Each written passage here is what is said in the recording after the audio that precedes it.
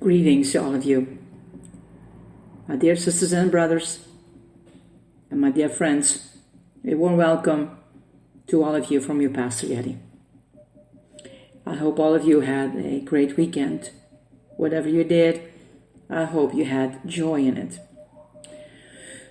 Today we are in Psalm 116, and our devotion is responding to God's grace.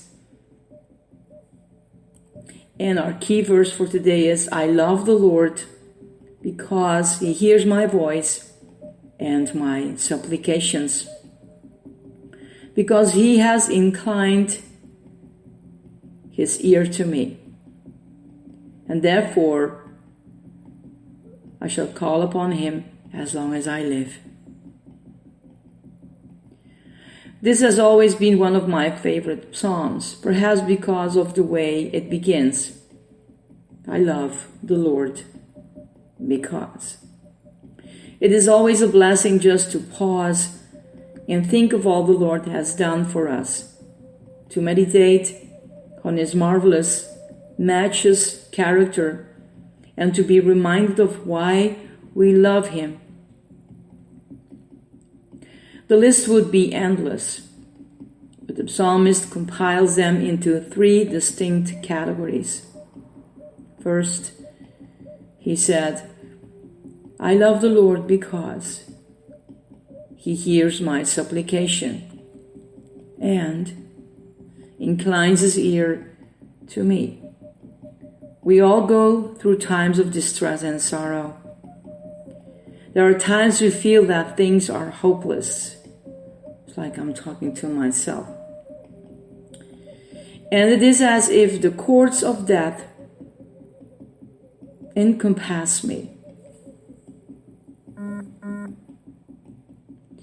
But we call upon the Lord and find that He hears us and delivers us. His love is so great that He is sensitive to our needs. His ear is inclined to hear us, waiting for us to call upon Him and beseech Him in our time of need.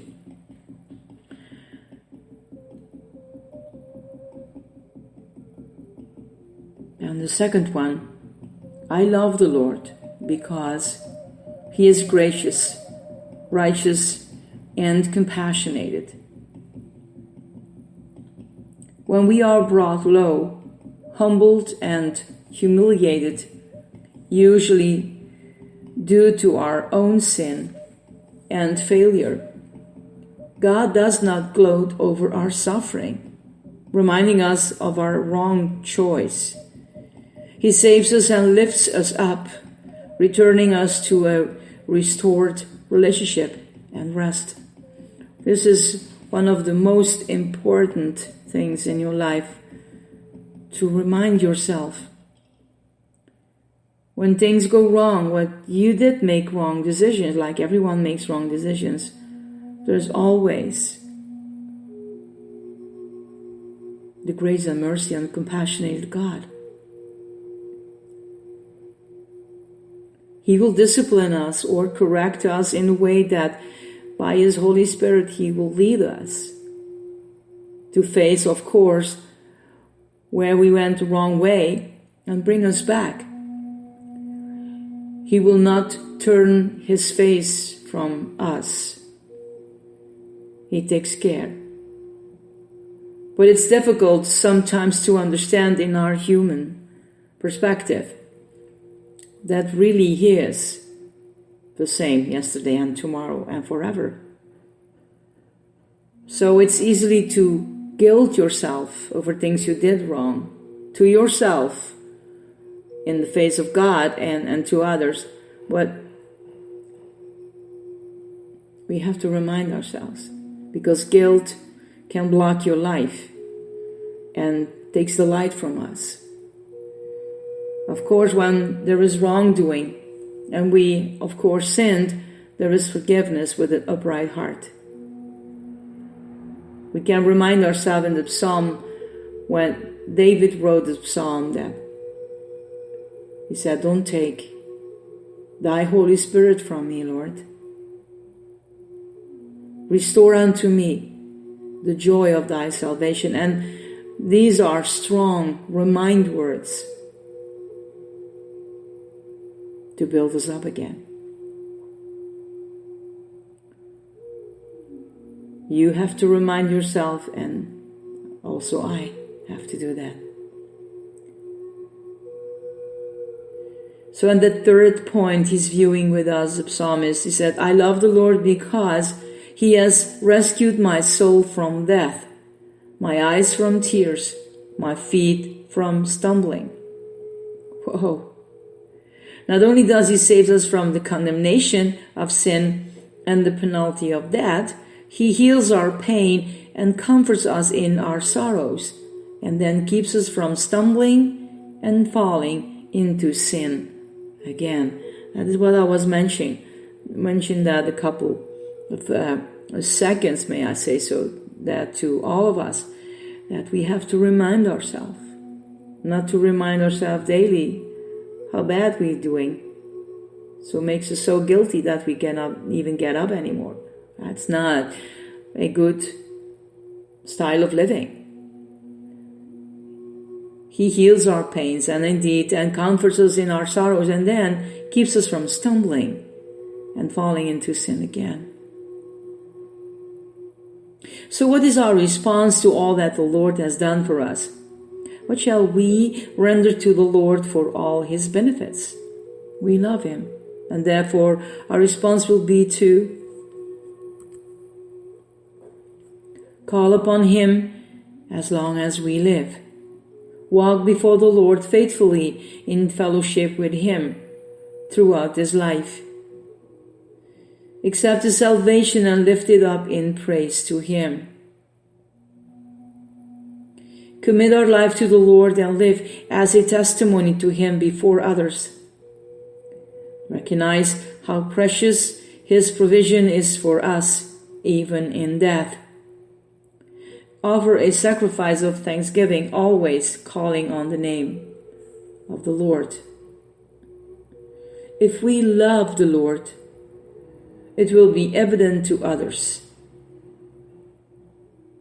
It is not just a matter of our thanking him and acknowledging his grace, but it should be reflected in a covenant relationship through which we serve him faithfully in worship, in the courts of the Lord's house, and in our daily life.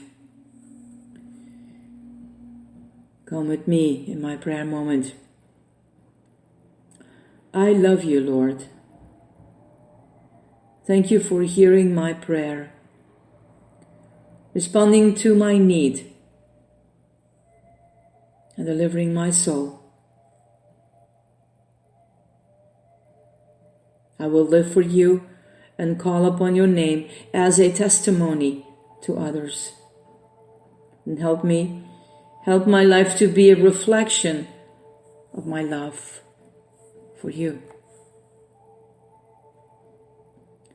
My dear ones,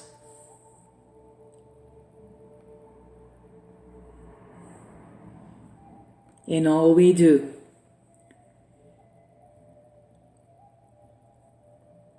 the further we walk our path with him, the one who says, I will always be with you, always.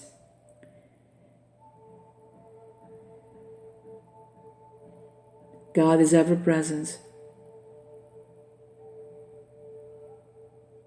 We don't even have to ask him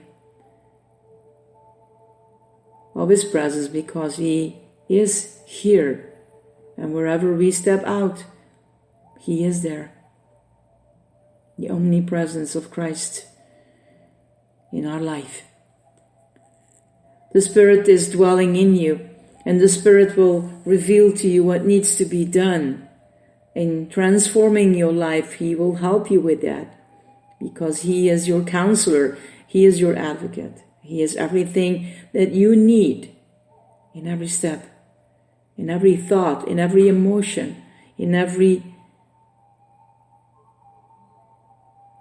part that is in pain. You hurt, and so on.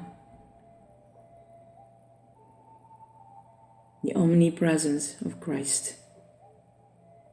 Thank God for His gift, the Holy Spirit, who is always with you. And let it positive remind you that wherever you are, even when you go to bed and sleep and get up and during the night, you are surrounded with the presence of Christ in your life. Allow Him to dwell deeper in you, because He is the one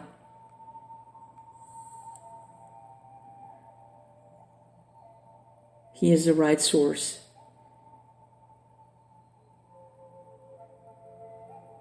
He is the bread of life. Blessings to all of you, my dear ones. This is your Pastor Yeti. I love you guys.